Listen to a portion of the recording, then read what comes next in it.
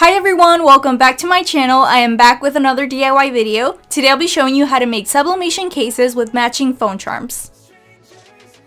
To create the personalized phone cases, you will need some blanks, of course. I purchased these from InnoSub. I will have the links to everything listed in the description box. I decided I wanted to create my own design, so I went over to Canva and made my own file of an infinity heart inspired pattern that's really trendy right now. I simply added a heart shape and aligned it right in the middle of this vertical rectangle. I chose the Instagram story template since it was the closest shape to match the phone case. It was very simple. I duplicated the heart image multiple times and made it a little bigger each time. I changed the colors as I added them to create the infinity pattern. Just make sure you're sending the hearts to the back every time. Keep repeating the same pattern until you've covered all of the white space on the template.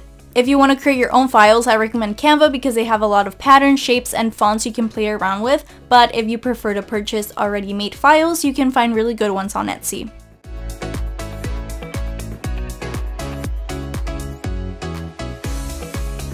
I actually made a second infinity heart pattern using the same template that I created earlier, but I just changed the color palette to pink instead of the neutrals.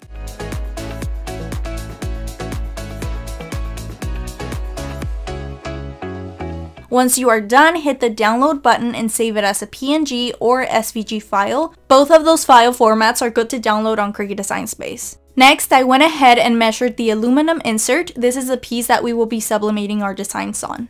Then on Design Space, I added a rectangle with the measurements to act as our phone case template. This will help us size the images big enough to cover the entire surface. I prefer sizing mine slightly bigger just to make sure there's no white space that is left out. It also makes it a lot easier when we press it. When you're done, click on the green Make It button. Your images will now have a black border, which is what the Print and Cut feature automatically adds, but you don't need to worry about it since all we need is the printed pattern. Click Continue and send the images to your printer, turn off Bleed, and turn on the system dialog instead. Something similar like this will pop up depending on the type of computer you're using. From here, make sure you select the correct printer. In this case, we are working with sublimation, so I'm going to click on my Epson EcoTank 4700, which I converted into a sublimation printer. I have a whole video about how I did that, so if you're interested in that, make sure to check it out. Go through the settings to double check you're mirroring the images. I already have a preset, so I don't have to worry about it.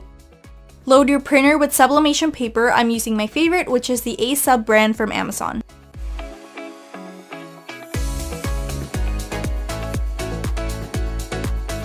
After all of the images were done printing, I used a paper trimmer to cut them down a little.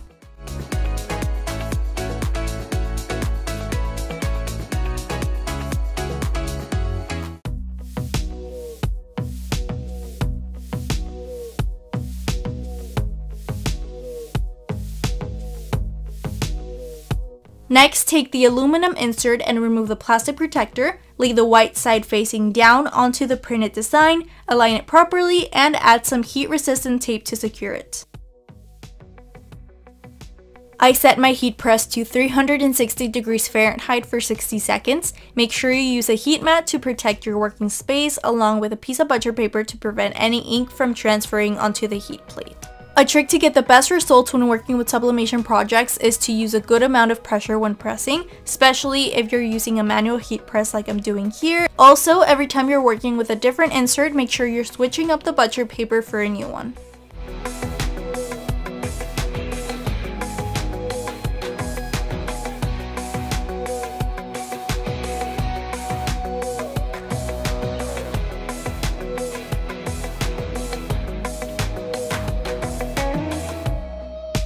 When they cool down, remove the sublimation paper and you should be left with a beautiful and vibrant design.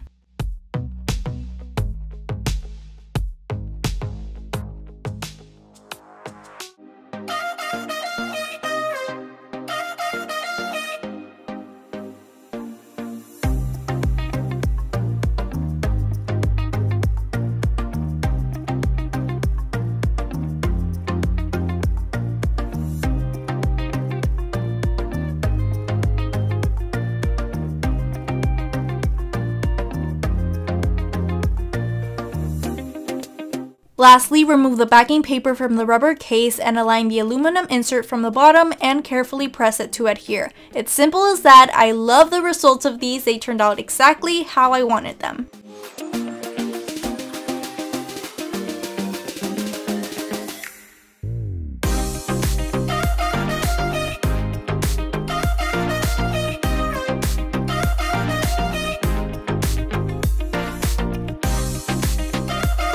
To go along with the cases, I'm also going to show you how to make some foam charms to match. All you need is some wax cord, a small charm cord with a clamp, and beads of your choice. I got mine from Amazon. I'll have everything linked in my description box.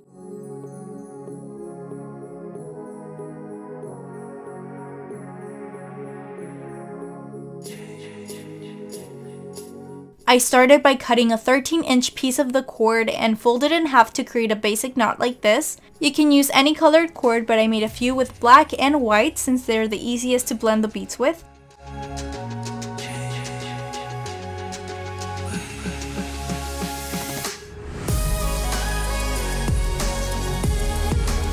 Next, I used a little clip to help hold the beads still. I picked out a variety of beads to create a few different patterns. Then I simply added them to the cord until the loop was wide enough to fit around my wrist.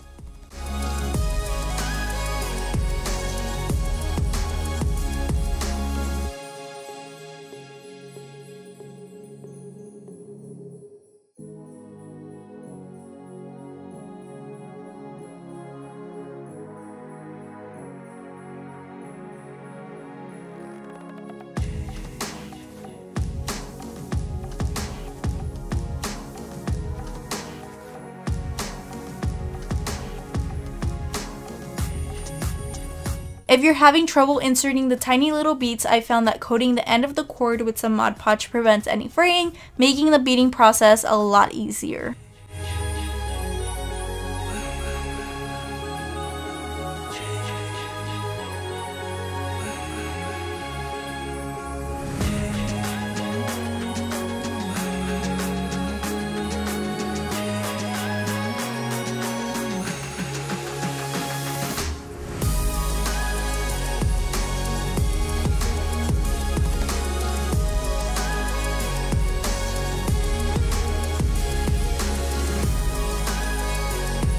Once you're done, secure the ends by tying a knot. This part is optional, but I also added a coat of Mod Podge.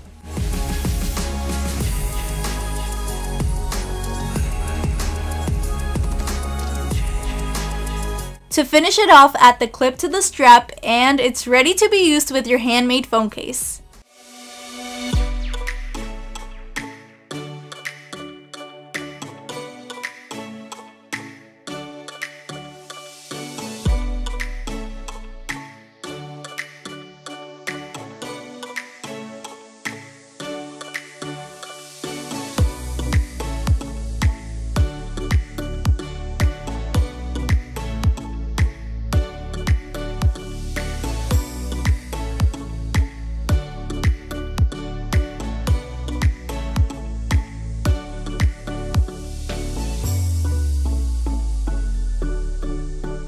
Next time you want to upgrade to a new phone case, now you know the simple steps you need to take to create your own. I hope you guys enjoyed today's video. If you're new here, make sure you hit the subscribe button for more. Thank you so much for watching. See you guys next time with a new DIY.